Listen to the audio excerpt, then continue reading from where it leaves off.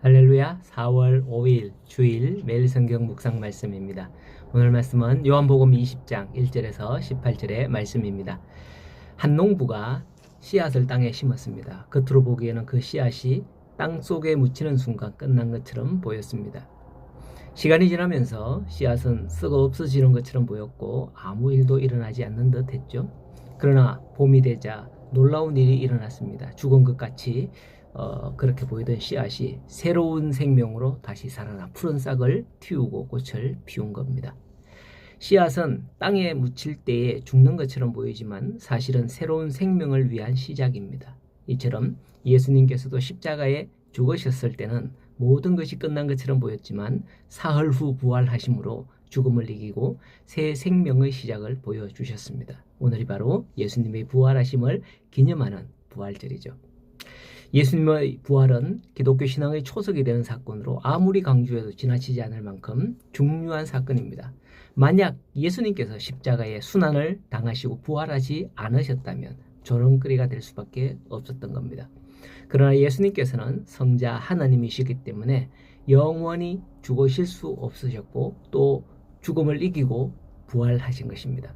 이는 예수님께서 하나님의 아들이시오 참된 구원자이심을 확정하는 사건이요 예수님의 말씀이 모두 진리임을 확정하는 사건이 되었습니다. 그리하여 우리는 이러한 예수님의 부활 소식을 대하면서 실로 벅차오르는 감격과 소망을 가지게 됩니다. 왜냐하면 예수님의 부활 사건은 그 자체로서 끝나는 것이 아니라 장차 이 세상 마지막 때에 있게 될 우리 모든 믿는 자들의 부활의 예표가 됐기 때문입니다. 우리는 비록 죄로 죽을 수밖에 없지만 우리의 구원자 되신 예수님을 믿는 자는 장차 예수님과 같이 완전히 새로운 몸을 입고 다시 부활하게 되는 것이죠. 만일 이러한 부활이 없다면 기독교 신앙이 여타 다른 종교와 그런 다른 종교의 신앙과 다를 바 없는 겁니다. 다른 종교 가운데는 그나마 좋은 데 간다, 극락왕생해라, 복을 받는다 등에 그치지만 기독교도 마지막에 천국에 간다 라는 게 있지만 부활한다 라는 전제가 붙어 있는 겁니다. 그런 면에서 예수님의 부활 사건은 기독교 신앙의 초석이 되는 것이죠. 이러한 예수님의 부활의 중요성은 기독교 신앙에서 절대적인 위치를 차지합니다. 기독교 신앙은 예수님의 부활에서 출발한다고 보아도 틀림없습니다. 예수님의 부활이 없다면 기독교는 존재할 수가 없습니다. 그래서 기독교는 부활의 종교다라고 하죠. 그런데 우리는 어떨까요? 오늘 본문에 나오는 이들과 별반 다르지 않는 그런 생각을 가지고 이 세상에서 살아가며 예수님을 따르고 있을 수 있습니다. 오늘 말씀에 보면 안식 후 첫날 일찍이 막달라 마리아 그리고 시몬 베드로 그리고 요한은 예수님의 무덤을 찾아갑니다.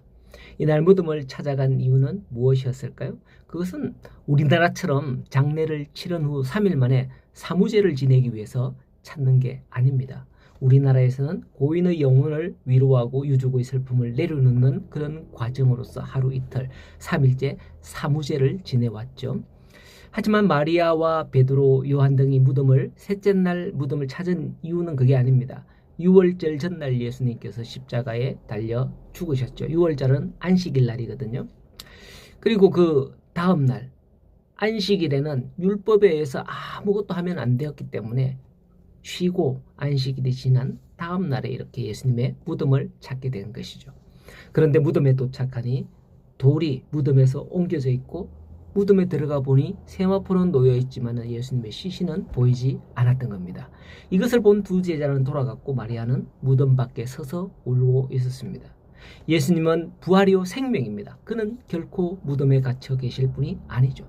그러나 그들은 성경에 그가 죽은 자 가운데서 다시 살아나라 하리라 하신 말씀을 알지 못하더라 라고 9절 말씀에 기록하고 있습니다. 그러므로 예수님의 시체가 없어진 현장을 보고 그들이 보인 반응은 약속의 성취에 대한 기쁨이 아니라 불안과 두려움이었습니다. 그것은 예수님의 말씀을 아직까지 이해하지 못했거나 믿지 못했다는 증거인 거죠. 참으로 안타까운 모습이 아닐 수 없습니다. 그런데 오늘날 우리 또한 그런 모습일 수 있습니다. 이때 예수님께서 찾아오시는 거죠. 여자여 어찌하여 울고 어찌하여 누구를 찾고 있느냐라고 하는 거죠. 마리아는 그리고 마리아의 이름을 예수님께서는 부르십니다. 마리아야 부르시죠. 그렇습니다. 이 상황에서 볼 때 오늘날 우리도 주님 어디에 계십니까? 앞으로 가도 안 보이고 옆으로 봐도 안 보입니다. 합니다. 우리가 주님을 만날 수 있는 길은 그분이 찾아오셔야 하는 겁니다. 부활의 주님이 마리아를 이렇게 울고 있는 마리아를 찾아오셨단 말이죠. 오늘날 우리 모든 성도님들께서 예수님께서 성도님들을 찾아오시기를 소원합니다. 우리를 찾아오신 부활의 주님을 만나시는 기쁘고 복된 부활의 주일이 되는 오늘 하루가 되기를 예수님의 이름으로 축복합니다.